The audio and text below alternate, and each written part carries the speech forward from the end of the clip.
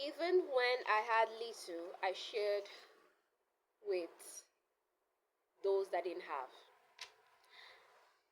This is Job 31, verse 17, which says, this is the easy version, which says, I have never kept all my food for myself. I have always shared it with children who have no family. I wouldn't say children, I would say basically, he's saying that basically he shared his food.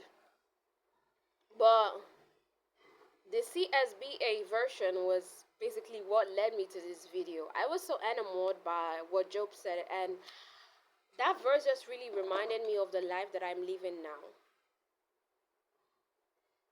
CSBA version, Job 31:17, which says, I have eaten my few crumbs alone without letting the fatherless eat any of it. And I know that this verse sounds misleading, but this is actually a rhetorical question. Job is asking a rhetorical question like, didn't I eat of the little that I had? Didn't I share of the little that I had? And this message is so powerful because it reminds me of the journey of how far I have come in just being compassionate enough by the grace of God in giving to the needy. I used to hate giving to the needy. I used to think it was pointless. Part of it was because when you grew up in a system that does not consider the needy, this is what it gets at.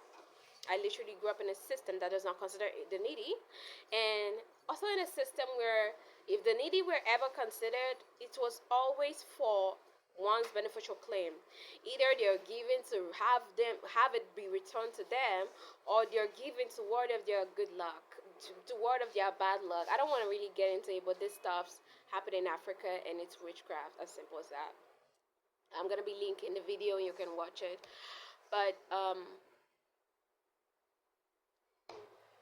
I was really enamored by that verse.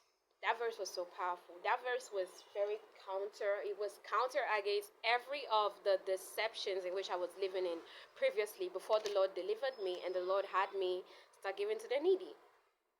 And that those deception used to be that, yes, I used to always like tell the Lord, because I don't have a work, I'm not working. I'm a stay-at-home daughter to my mother. So I used to always tell the Lord, like, when the whole thing started, and I would read the Bible and I'm like gonna say like the Lord is like give to the needy. I would always tell the Lord, like, Lord, how do you want me to give to the needy when I'm not working? I barely have enough to, go by and want me to eat. And the Lord would still be like, give. In fact, I have a crazy testimony about how the Lord highlighted someone to me and literally had me give him a huge amount of money. That was how the whole story started. And now I feel like I would never, by the grace of God, I feel like now I would never relent on, following God's words. Like, if you tell me, like, give this person such amount of money, I'm going to give. I'm going to give it. I'm going to have faith that even if that's like my lost card, the Lord is going to return it 10 times more. But that is not the reason why I give. The reason why I give is that as the Lord started doing works in me, started healing in me, I realized that giving is so important to God. Yes, giving is important to God. So much importance that in Matthew 25, verse 35, the Lord, in that chapter, in Matthew 25, the Lord is literally putting people in hell for not giving to the needy. Less. I was hungry and you gave me something to eat. I was hungry and you didn't give me anything to eat. I was thirsty and you didn't give me water to drink. I was a stranger and you didn't take me in. I was naked and you didn't clothe me. I was ill and you didn't take care of me. I was in prison and you didn't visit me. When you read those verses continuously from verse 37 to 45, you realize that the Lord is putting himself in place of the needy people. And not just the needy people. I like to realize lately that when someone hurts us, they are hurting God. And thank God for Jesus, whose redemption saves us. But yeah, when you're hurting someone, when you're insulting someone, you are insulting God. You are hurting God. Yes. But also, I've just come to realize that giving is just, a part of being Christ-like It's something that God does, so He requires us of us to do that too. It also just goes on to show the heart of God. Whenever I give, I would just have the compassion of God. Like, I can't wait for all this to end, for no needy person to be on the street and all of that. But back to Job 31, verse 17. The reason why I was enamored by this verse is that it reminded me of my past in stupid deception and lies, where I would always use as an excuse, like, God, I'm not working, I don't have money, so what should I give? And here I see Job saying, I am given out of the little that I had. And it just reminds me of the life that I live right now. I am given out of the little that I have, which just reminds me of my previous mentality, where I used to be like, I would only give when I become super rich. My money has to be long before I give. And I know someone out there thinking like that, and there's no shame. There's no shame about it, but you need to heal from that mentality. We need to understand that you cannot live a future that you have not practiced. Yes. You think that when you become a millionaire, you're going to give. No. While you was broke, if you was unable to give, if you become a billionaire, it will be hard to give. I'm telling you, it's the semantics. It's the same thing with discipline. If you don't make it a habit of learning discipline, you can't just one day be like, I'm a disciplined person. No, it doesn't work like that. It doesn't work like that. And I know a lot of you're thinking like that, and I get it. I used to think like that too, but I just realized it doesn't work like that.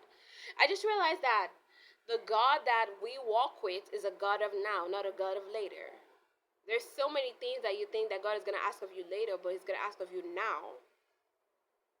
It's like my journey with forgiveness. I used to always think, like, when I came to Christ, like, it's going to take like a million years, like 10 years or so for me to forgive those that hurt me the most. Those that hurt me, and literally it just took I think it took over a year. And like the process was already happening. But this video is just to encourage those of you who are not giving to the needy. Please start giving to the needy. It's very important, and it makes God happy. But what I want to say is that to the ones that want to give, but then later on, I just want to say that you cannot do something that you have not practiced. It's very hard to do something you have not practiced. Yes. It's like one day God is going to be like, God is going to train you for 5 years, and it's going to be like, go to Morocco and preach the word. God, immediately you accept Christ, God is not going to tell you to go to Morocco and preach the word. The Lord is going to have you train you first. Training first. If you want to become a millionaire and give to the needy, you have to practice giving to the needy while you're broke. And you're not even broke. You just have enough. And I believe that in that enough, God expects us to give. And God is not expecting the billionaires to give. God expects us to give. God is a giver. So we should give. But I want to read you these beautiful verses that I picked up from Proverbs in easy version and some in CSBA. And just want to urge you to go and meditate on Matthew 25 verse 35. It's so powerful. From 35 to 45 verse 45. It's so powerful. Literally, we think that giving to the needy is nothing, but literally on Judgment Day, God is literally like, I asked you for water, you did not give me water. In place of like the needy people that came to beg you, and you're like, I don't have. It's just like a culture that I've observed so much, it breaks my heart. Where I live, people have money in their bag, but they don't want to give. I don't have the money. I'm not trying to brag, but one thing that I've decided to start practicing as a believer, as a way to just start implementing giving by the power of the Holy Spirit. That is how I was able to do it. Okay, of course, it was not by my effort, but it was by His power. Is that I always make sure that my money, the money that I have, I share it. I share it with people. I share it with the needy. I always make sure that like whatever I get, like money, like money, like it's like getting a refill of money. I'm just like, oh, I need to give out of this. I always do that. I'm not perfect, but I'd rather be imperfect in giving than to not be anything at all and given. So Proverbs 28 verse 27 says, "The one who gives to the poor will not be in need, but one who turns his eyes away will receive many curses." Honestly, the curse kind of makes sense. I mean, when you read Matthew 25 and God is like, "When I was thirsty, you did not give me food. Now depart from me." Yay. You get it? Now, the easy version of Proverbs 28:27 says, "If you give things to the poor people, you will still have enough for yourself." And I love that verse so much. I love that verse so much because it also reminds me of the life that I'm living. I've always used to think that if I give to the needy, I won't have enough for myself. But literally, the life that I'm living, the reality that the Holy Spirit is making me see is that I can give to the needy and still have enough left. And Proverbs 28:27 gets it. Easy version. You can read it in CSBA. There is also Proverbs 19 verse 17, which says, "Kindness to the poor is a loan to the Lord, and he will give a reward to the lender." So while I don't want to make giving about, oh, God is going to give me back, which can come with a lot of disappointment. If you're giving like, oh, God's gonna give me back, it's gonna come with a little disappointment. You're gonna be disappointed every time. It's not that God is not gonna give, but it's not gonna come when you expect it. But I do not urge you to use this stance to give to the needy. But so cool, lending to God. I want to keep lending to God. You know how rich God is, and He's gonna pay with interest. I love it. I'm going to keep lending to God. And you should want to keep lending to God. So that's it. That's it, guys. I hope this has been helpful. I love you. Take care of yourself.